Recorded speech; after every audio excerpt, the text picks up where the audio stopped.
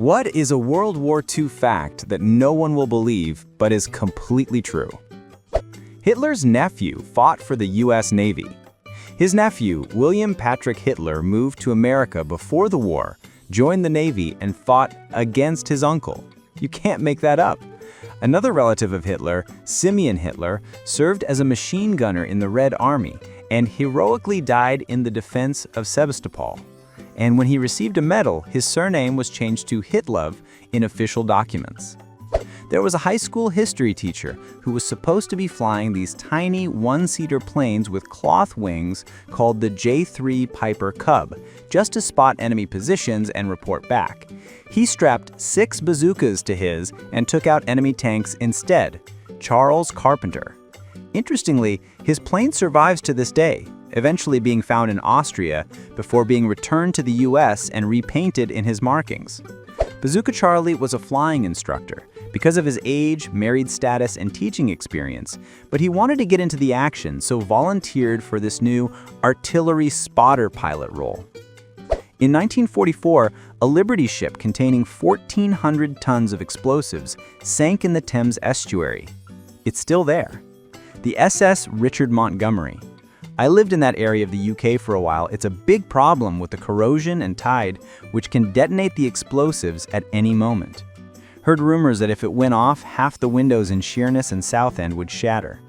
The chief chemist at the Vemork heavy water plant in Norway asked the Germans for a week's holiday. Because he had been diligent and cooperative, this was granted. He went immediately over the border to Sweden, flew to UK, where he gave MI6 detailed information about the plant, then flew back in time to be at work on Monday morning.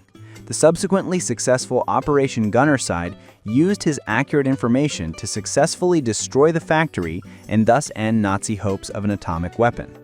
Sadly, Leif Tronstad was killed fighting with the Norwegian resistance in 1945. Oh, that's cool. I hadn't heard about that. Theodore Roosevelt Jr. was a brigadier general and the assistant division commander of the 4th Infantry Division during World War II. He led the first wave onto Utah Beach. He was the oldest person and the only general to storm the beaches of Normandy. His own son, Quentin Roosevelt, was a captain and landed at Omaha Beach. When he was assigned to help plan the invasion, he basically begged to participate, and he was finally given permission. Imagine the president's son walking with a cane and only armed with a pistol, directing troops and leading them over the seawall to safely set up the invasion. Whole family of badasses. A tiny pause. I still have a challenge from last month for 100 subscribers. Please help me complete it. It really helps me grow and the content will be even better. And you can also like the video. Yes, I'm being a little cheeky. Deputy Führer Rudolf Hess was a really weird guy, even by Nazi standards. Other high-ranking Nazis would often make fun of him behind his back because they would catch him attempting shit like telekinesis, pyrokinesis, telepathy, and more. He really believed in that stuff, and nobody really liked him very much except the guy who counted, Hitler. To add to this, Heinrich Himmler believed in witchcraft. He believed that a suspected ancestor of his, Margaret Himmler, was burned for being a witch in the 1600s. He also said that you can still observe an unusually large amount of ravens at sites where witches were executed back then. He also believed in Atlantis, thinking the Atlanteans were the ancestors of the Aryan race. According to him, they were a race of giant humans that after the fall of Atlantis went across Europe, where their descendants would become Aryans, and Asia, where they eventually settled in Tibet. In 1938, Himmler sponsored an expedition to Tibet, where Nazi researchers measured head sizes and body proportions of Tibetans. They concluded that they must be a mix of Mongolians and Europeans who possess certain Aryan traits and can be treated as an allied race after the Enzig. Overall, he was obsessed with Germanic folklore, and I think I remember reading he wanted to establish a kind of Neo-Germanic religion in Germany. The Japanese actually bombed the US mainland, not just Pearl Harbor. They used high-altitude balloons with incendiary devices launched all the way from Japan to try to start forest fires in North America. More than this, the Japanese actually invaded the US. They landed troops on an Alaskan island. 2 islands, Attu and Kiska. They also bombed Hawaii a second time by refueling float planes with submarines, but didn't hit anything except the side of a mountain. Similarly, a float plane was launched by a submarine and bombed Oregon with incendiary bombs in an attempt to start forest fires. This also failed. Allied prisoners of war held in Colditz Castle built a glider in the attic without the Germans finding it. They were liberated before they had a chance to use it. Tests have shown it likely would have flown.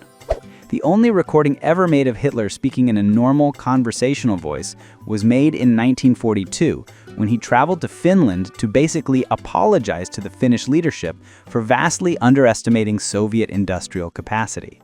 Another recording recently came out of him speaking normally. It was a newsreel with him meeting with British veterans. This was before World War II started.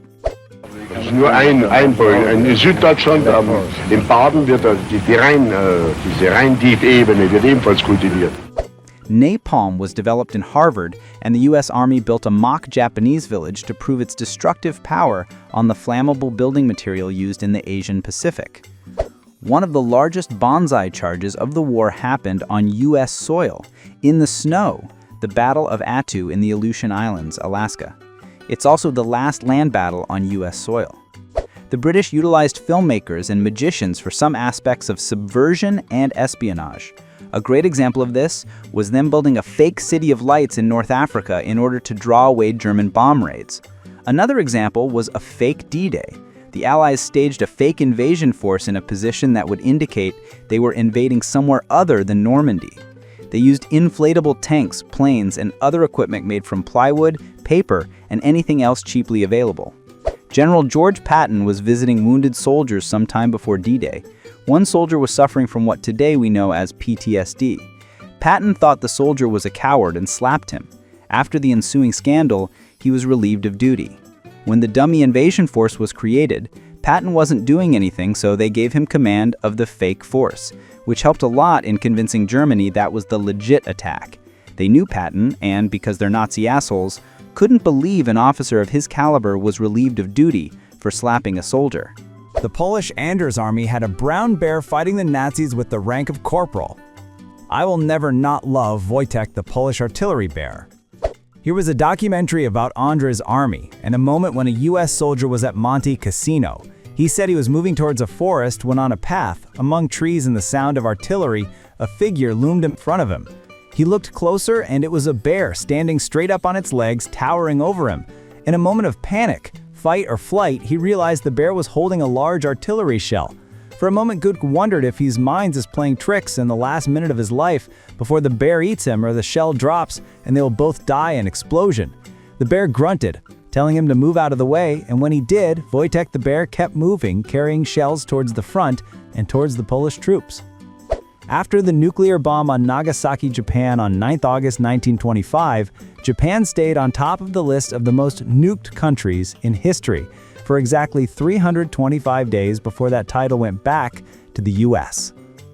The only deliberate use of chemical weapons in Europe during World War II was done by Polish troops on 8 September 1939 by using mustard gas grenades to demolish a bridge. 2 German soldiers died as a result. The last German troop to surrender did so on 6 September 1945, 4 months after the German surrender because they were stuck on Svalbard building and maintaining a weather station. During the Battle of Idar Castle on 5 May 1945, German troops and U.S. troops fought together against SS troops. The mob was paid to protect major U.S. ports since their people already controlled them and were far more effective. It could also be viewed as a classic protection racket. Cause some problems and get paid protection money. Either way, they got paid. I'll not defend the mob, but I will point out that a great many people and companies profited from the war without having their patriotism questioned. I don't find it hard to believe that most mobsters saw themselves as patriotic. I begrudge their business model, but I don't begrudge them making money for protecting ports. One advantage the Allies had was that severe weather in Western Europe usually developed from the west, from over the Atlantic. This meant that meteorological measurements made in North America and Iceland allowed them to make better forecasts for European weather. The Nazis did not have this advantage, so they tried to deploy an automated weather station on Labrador via U-boat. It worked for only a few weeks but wasn't discovered until the 70s. Japan experimented with the bubonic plague in Unit 731 on Chinese civilians. That unit was the definition of unhinged. As morbid as it is, I am fascinated by how their thought processes worked. Some of the shit they did was just dumb as well. Obviously all horrific, but some of it couldn't even be called science. Like, yes, it appears twins aren't immune to hyperthermia levels of nonsense experiments. A Scottish soldier landed on D-Day and played the bagpipes while wearing a kilt up and down Sword Beach. The German snipers deliberately didn't shoot at him because they thought he'd gone insane. Even if they didn't think that, he was the one guy not actively trying to make it over to kill you, so why waste the time and bullet? Mexico fought in World War II. In addition to US and Canadian ships, Germany was sinking Mexican-flagged vessels, which pushed Mexico from a questionable neutral stance to an active combatant. Mexico was hosting the Spanish government in exile and already initiated an embargo against Italy for invading Ethiopia and Germany for invading Poland. Mexico formally declared war against Germany, Italy, and Japan in May 1942. Mexico committed a squadron to help with the attack of the Philippines in 1945. It was decided by the Allies that since Mexico had a close relationship and heritage with the Philippines, their soldiers would be more engaged in the attack. However, Mexican citizens took part in D-Day, volunteering with other Allied forces.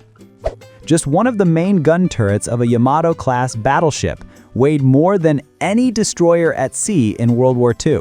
Okay, I knew the Yamato was fucking massive, but this was the first one in the thread that actually threw me for a loop. Those 18.1-inch guns were beastly. They inadvertently shredded elements of the ship and incapacitated anti-aircraft crew with their absurd blast zones. Too bad the entire class was obsolete before the first hull hit water.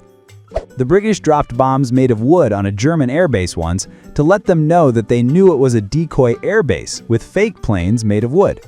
Pretty funny if you ask me. That is actually peak British humor.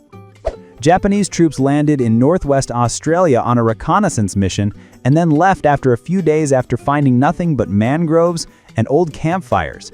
No one in Australia knew they had been there until after the war. Ironically, they were only 24 kilometers from where a secret airbase was starting construction. That is what the Japanese say. In reality, they got their ass kicked by emus. Volkswagen, IBM, and other big businesses used slave labor in Germany during the Holocaust. Also, L'Oreal, the French cosmetic firm.